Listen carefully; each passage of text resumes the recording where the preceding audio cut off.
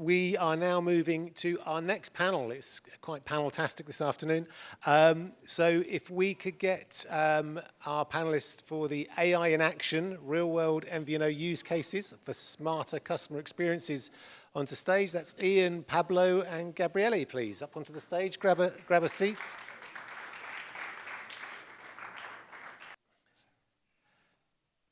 So same routine as before. If you can introduce yourselves, who you are, what you work for, and sort of position yourselves a little bit, and then we'll go into some questions. I will defer to you. Okay, hi everybody. I'm really happy and glad to be here. I'm the second cooperative that is standing on the stage today, which is not common in a telco conference.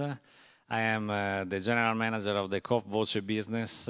Coop is an Italian retailer that 18 years ago has launched its own MVNO business, and nowadays we have 2.5 million customers. And so we are a full MVNO, so we have our own core network, and so we are pretty consolidated in the market. And we belong, of course, to the members of the big retail company. In Italy, Coop counts 6 million members.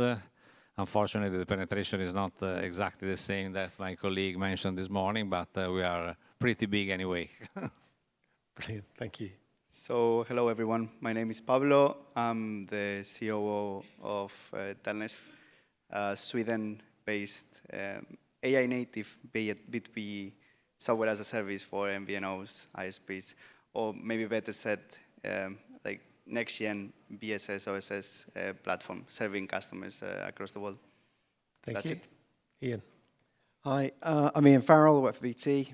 We run the EE mobile network here in the UK, and I work in the MVNO team where I personally look after a number of accounts across the consumer, enterprise, and IoT and automotive segments. So I'm very happy to be here to discuss all things about AI. Perfect, thank you. So we've got quite a nice spread of panel. We've got an MVNO, we've got a sort of software vendor, and we've got a network. So we've almost got the value chain going from left to right. So I'm going to start with Gabriele, and I agree, it's brilliant that we've had two cooperatives on stage. It's a shame the UK co-op isn't here, actually, but we'll work on that for next time. Tell us a little bit about how you're using AI in your business with your customers, and sort of what's taken you to that direction. Okay, as you know better than me, AI has created a huge hype in the last 3 years after the launch of the generative AI and so on. And we started to adopt AI, particularly on our customer service unit. So we think that actually being a part of a cooperative means that we are owned by our members. So let's say one of the main characteristics of our service has always been to be at the top quality of customer service. So the accessibility of our support has always been rated as one of the first in Italy. So we have invested a lot of effort, a lot of people, and also a lot of money in the years in order to better support our customers. So at the beginning of the advent of AI, we were a little bit skeptical in introducing tools that could distract the direct relationship between our operator and our final customer. So we started with the risk matrix approach, trying to understand which were the touch points that we should have, let's say, tackled as first. So we started from the easiest one, the one that is, let's say, non-direct by itself. So we started from the email. So we developed a solution in order to scan all the emails that we were receiving from the customer and prepare an automatic response. Of course, before starting to do this, we have trained and RAG'd a generative AI LLM based on one of the most famous LLM on the market. So we have created our boundary, our let's say selected area for responses, And after a period of training and a period of test, we have started to use it to answer to the email. And we have actually hit an incredible goal, because we have reduced the time for managing. We measure everything. Of course, I know that everybody here in this room as an MVNO or an MNO are measuring each and every step in the customer service process. So measuring the saving we have had from that approach, we understood that we were saving at least 75% of our time, which was something. So we decided then to move on the chatbot part of the story. Again, we did a lot of training of this chatbot in order to be sure that they were very skilled in knowing our offer, in knowing our issues, in knowing our service. So we started before with a chat that was aimed to new customers, so new deal. And it was pretty successful, because we saw the activation rate increasing on the digital channel significantly. Of course, we were always, because of our own nature, we were always ready to human intervention, to have a human intervention to support the chat, the bot. But we saw an increase in our activation, and then we moved also a chatbot on the customer service. And now, last but not least, we are launching at the end of this month. Actually, the end of this month was November, so we launched it yesterday. I still don't have any figures to share with you, but we launched the AI in the incoming calls in order to make a pre-filtering of the customer calls that are coming through the EVR. Brilliant. And results, not for the last use case, because obviously it's a bit early to say, but generally the results, customers still love you saving money? Yeah. We ran recently, we have always been, I'm not here making a spot of our company, but we have always been at the top 3 customer service in telco in Italy in the last 15 years, and also in the last survey that was run by an external advisor, we are still at the 2nd place.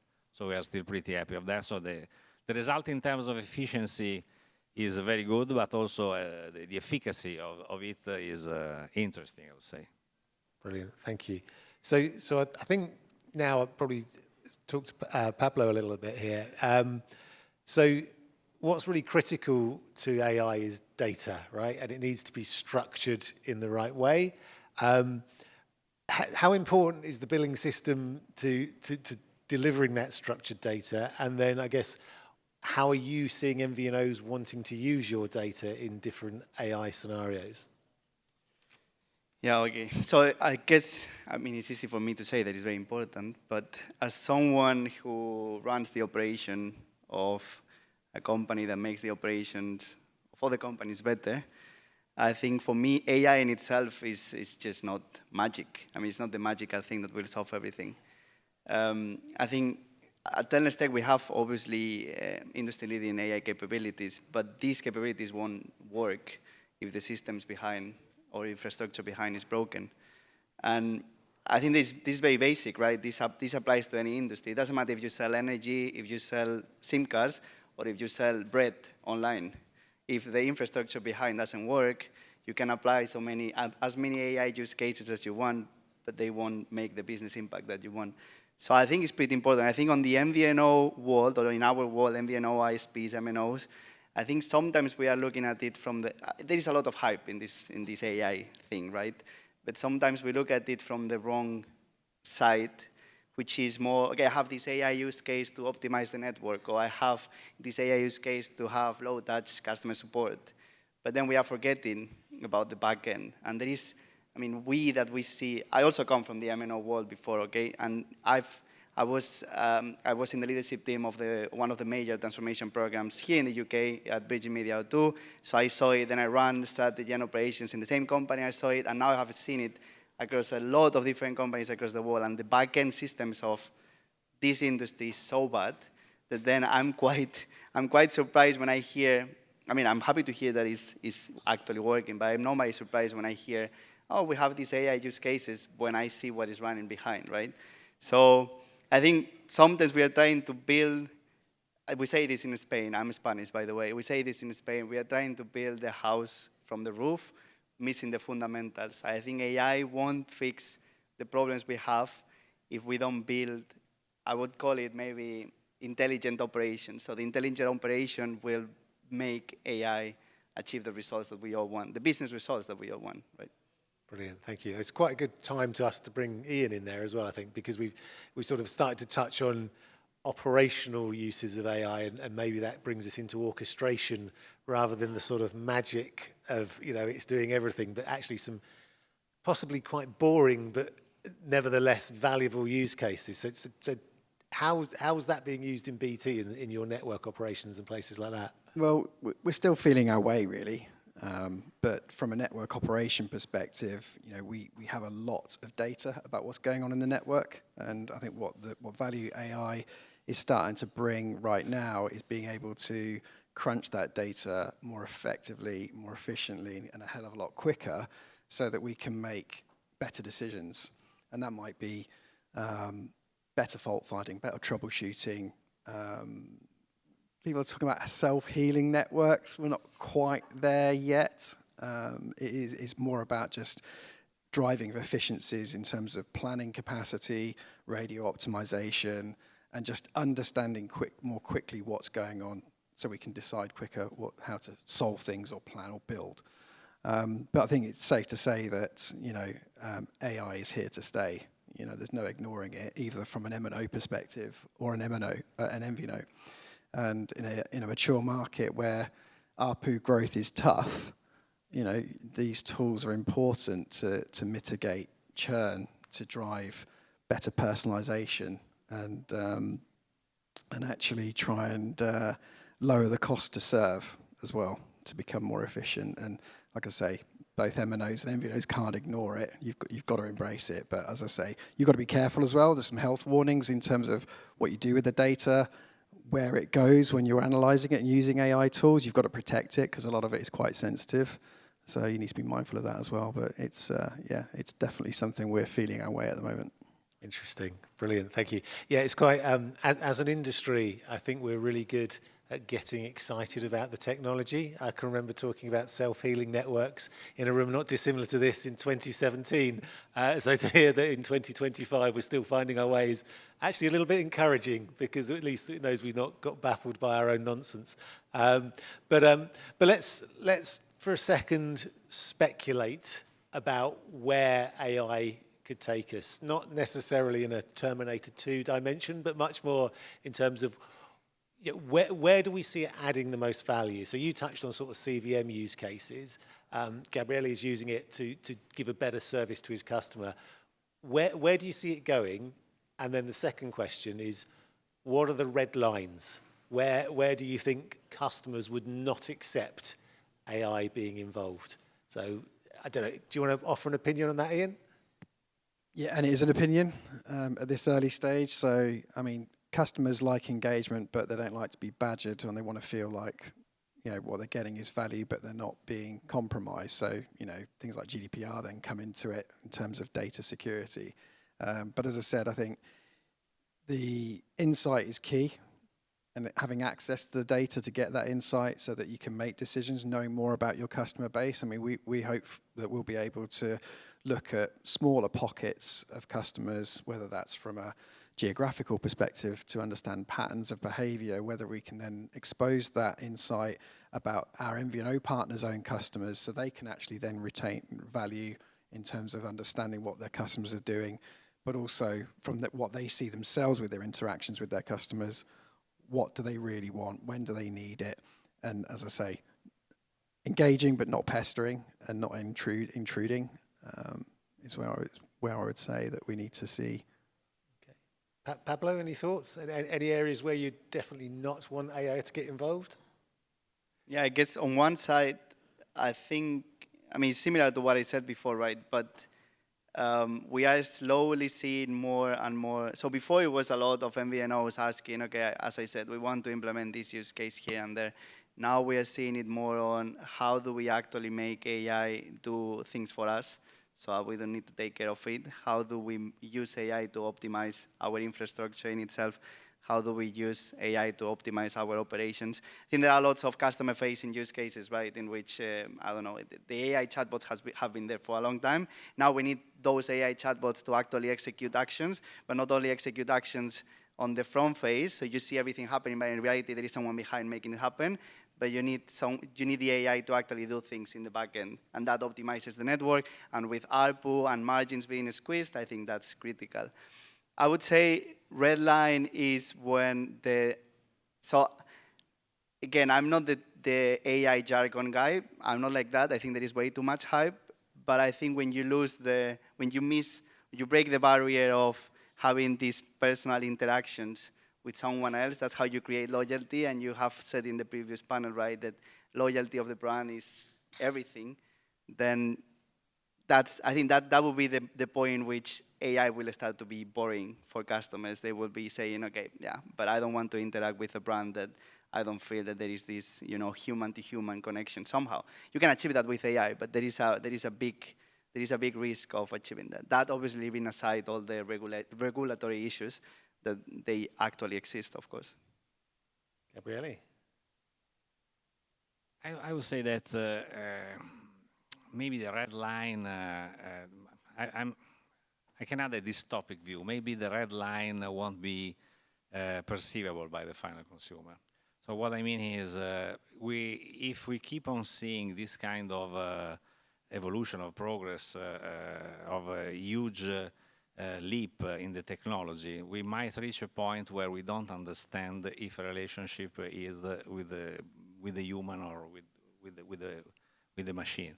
This is something that is dystopic, because I fully agree with Pablo that AI hasn't invented anything so far, because if you don't, the reason why we have been successful in adding AI to our process is because we had built good customer process before, and now we can use AI, the generative AI, in a reasonable way, in a good way, because we were structured in supporting our supporting channel. But what I see is there are areas where the interaction between human and the machine is becoming very scary in a certain way. Because, for example, think about the Google search. Until 6 months ago, I'm not saying 6 years, 6 months ago, we were used to have a list of the top 5 ranking that were there because of search engine optimization or popularity or whatever else. Now we have the AI result. So also the digital marketing is going to be disrupted in 6 months. So we have paid a huge amount of money to be ranked as first, as second in a certain area, trying to understand who was making the search or not. Now it's the machine that is deciding, is the generative algorithm that is deciding what kind of answer to be given to that specific person in that specific moment. Because since they keep on learning, the answer that they give 3 days later is different. So, for example, since as MVNO we are pushing strongly, all of us, not only Coop but also our competitors, are pushing very strongly on digital channel to make acquisition. And to make acquisition through a digital channel, the digital marketing is key. And we have people that have strong skills in pushing and directing the audience to a specific offer, because we have, through cookies, through other analysis tools, we have understood that that guy is likely to buy a new subscription. But nowadays, the thing is completely changing. So it's very difficult to predict, in my opinion. And the red line might be not a red line. We will start interacting between human and not human in a natural way, maybe. Yeah, it poses for me, I think, an interesting and difficult dilemma. And that dilemma is, at what point should brands be very clear that you're not dealing with a human? Most of the AI interaction technology is focused on making it appear to be a human interaction. And I'm just interested, I mean, this is definitely going to be your opinions, but I'm just interested in, should we call that out? And, you know that you're talking to a bot and you're happy with that? Or should we try and obfuscate that and make you think you're talking to a human? So we're just interested in your personal perspectives on that as an individual. how do you feel about that? Do you want to talk to a bot which you know is a bot and you understand that's doing that? Or do you want it to be that fully human experience so you don't really know whether you're talking to a person or a machine? Actually, I would like to know if I'm talking to a bot or not, to be fully sincere with you. And I think that is where the regulations should step in. We know that there are a lot of discussion about the AI Act and what kind of information should the company, should the business provide to the customers, if a process is supported by AI or not, and there are a lot of discussion around that. But I think that my view is that I would like to know who I'm talking with, and should be my decision. It's like when you were calling a call center, no? They were telling you, this guy is sitting in Italy or is sitting in Romania. You are informed of who you're talking to, and it was up to you either to go on or not. Same perspective or different? I agree somehow, but not fully. I think in my case, I honestly don't care if I'm speaking with a bot or not, as long as the bot can get things done for me. I think if I'm told, so I'm an O2 customer here in the UK, so if I'm told that I'm speaking with a bot, I know that the bot is stupid, so I will just say, no, I want to speak with an agent, so I will spend probably 5 minutes speaking with a bot until I get to an agent. That's 5 minutes of my life wasted. If I don't know, but the bot actually does things for me, and I believe it's a human, then, I welcome that. Ian?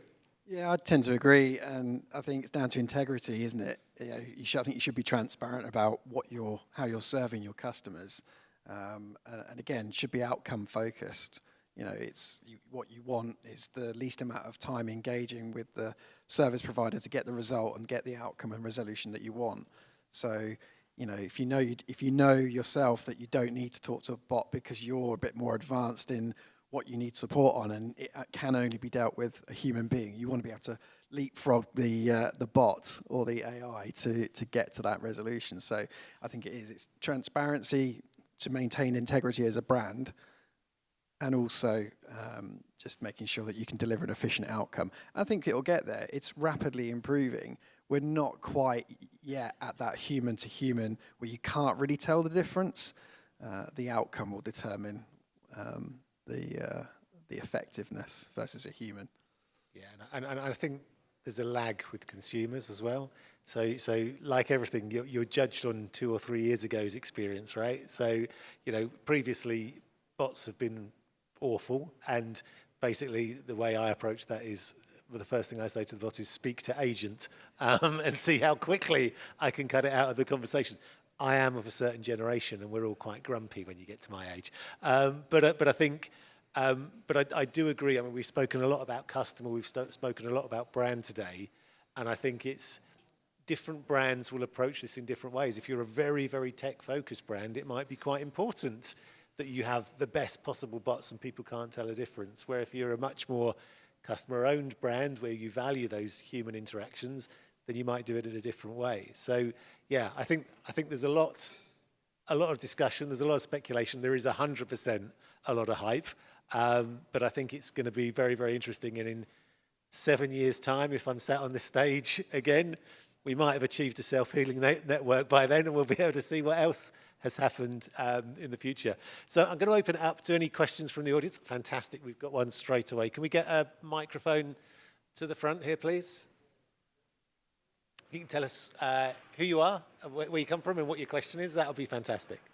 Hello, Sergio from Telness Tech, and I haven't aligned the question with Pablo, so no worries there. So my question is, if we see it from the other side, how likely is that a personal AI agent will handle interactions with an MNO or an MVNO autonomously without intervention from the user?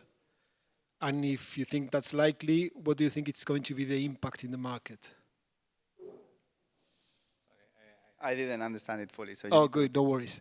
So if the agent is the user's agent, not the MNO agent or the MVNO agent, so how likely do you think users will have agents interacting with the companies?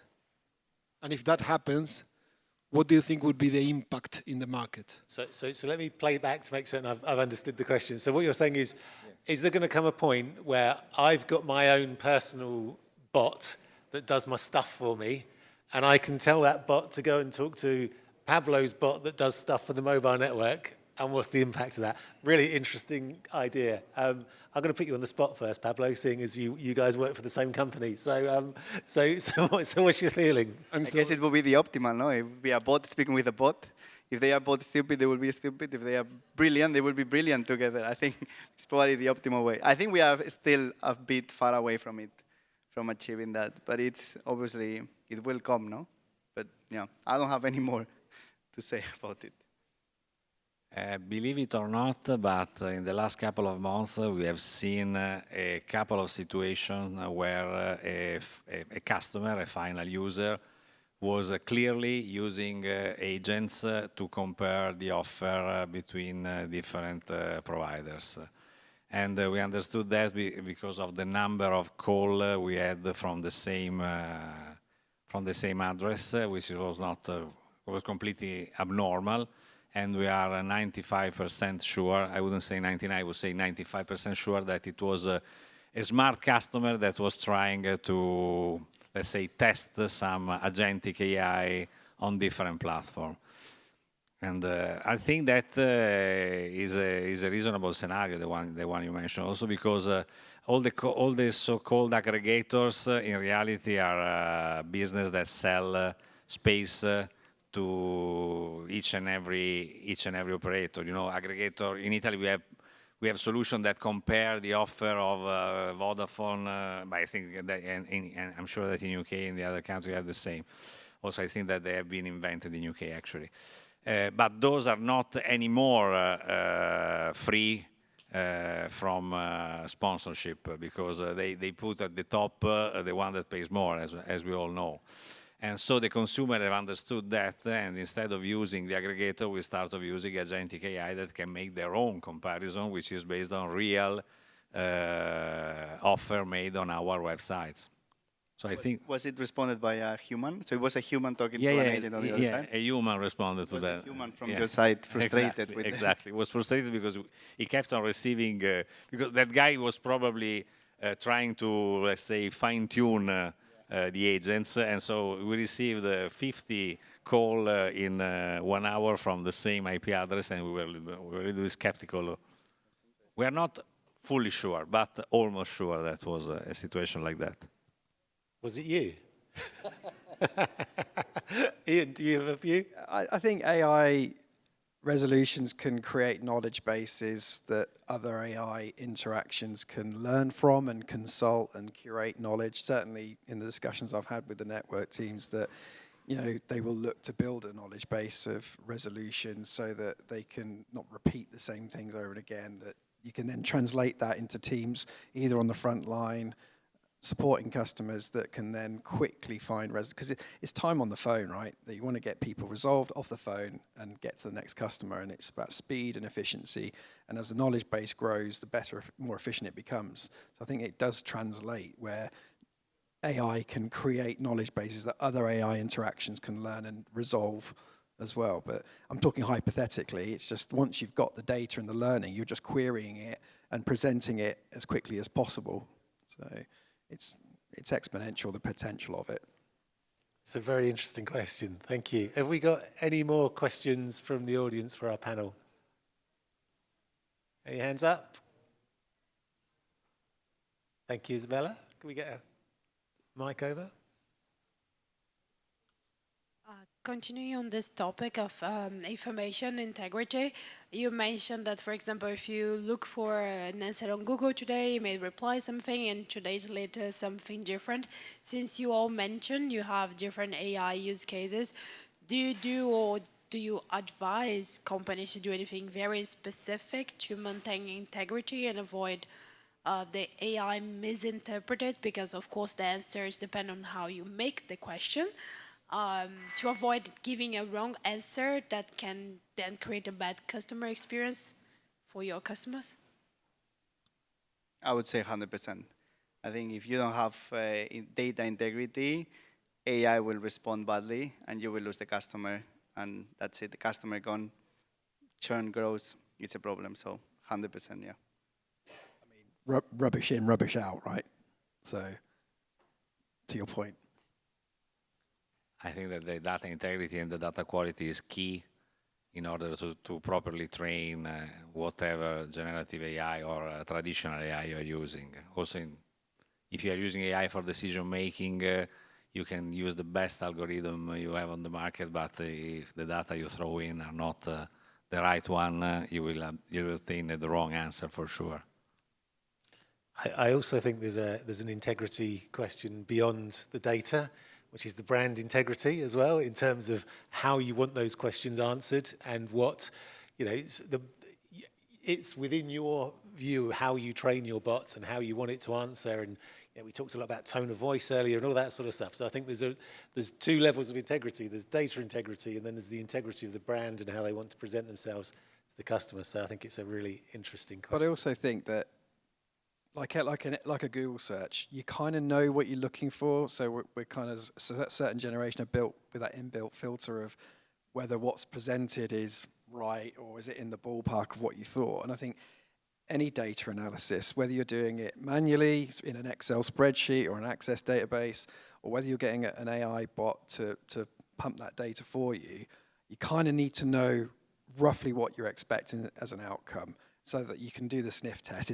Does it feel right to begin with? Should I go deeper and just clarify that what I'm being presented is actually correct? So there is a lot for the human element and experience in this industry to understand whether what's being presented does it feel right? Is that what I expected? If it's not, go deeper and find out why until you're satisfied. So there's a lot of care that needs to be taken to not take everything on face value just because AI pumped it out to you quickly.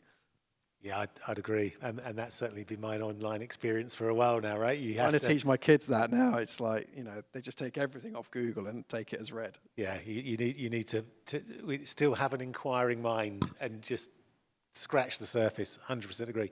Any more questions? One at the back from Andy. So I think one of the reasons why mobile networks, MVNOs and MNOs, have a reputation for poor service is that, the business wants every excuse to talk to the customer, right? Like, don't let them churn, don't let them switch to a cheaper plan, don't let them port. And all of that stuff's actually 100% better just self-serve, not actually through an agentic interface that takes you through 100 steps. So do you think there's genuine appetite for agents in this scenario? Or do you think actually people might kind of hold back and say, oh, well, if a robot's suddenly doing the retention script, it's probably not going to work as well. So I guess, do you think it'll be as ubiquitous as we all assume it will be?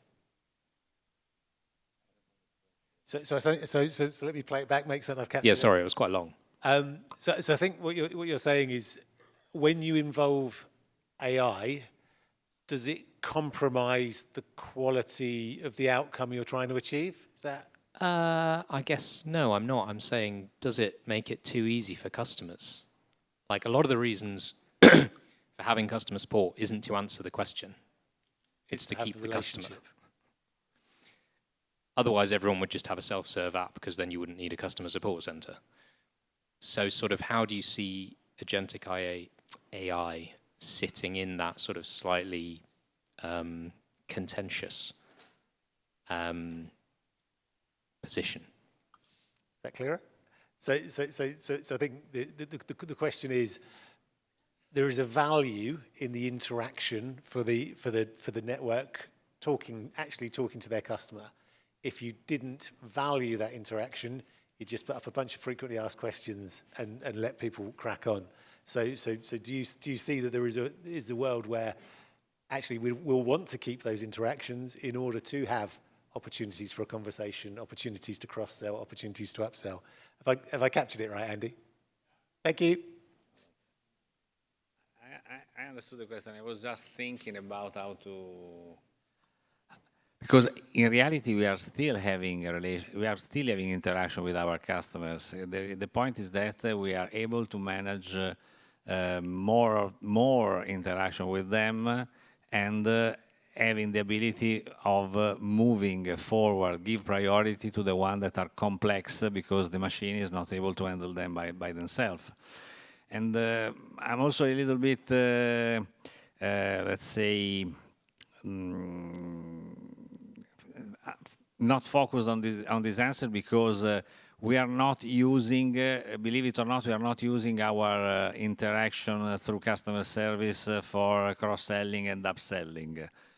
But that is because of the nature of our company. So our members are really strong in asking us of not making outbound calls, not making upselling while they are reporting an issue. So we are very careful in handling this kind of relationship because we'll never have to forget that we are owned by our customers. So if they are pissed off with us, they get angry in other situations. So, but I understand your point. Interaction is a good.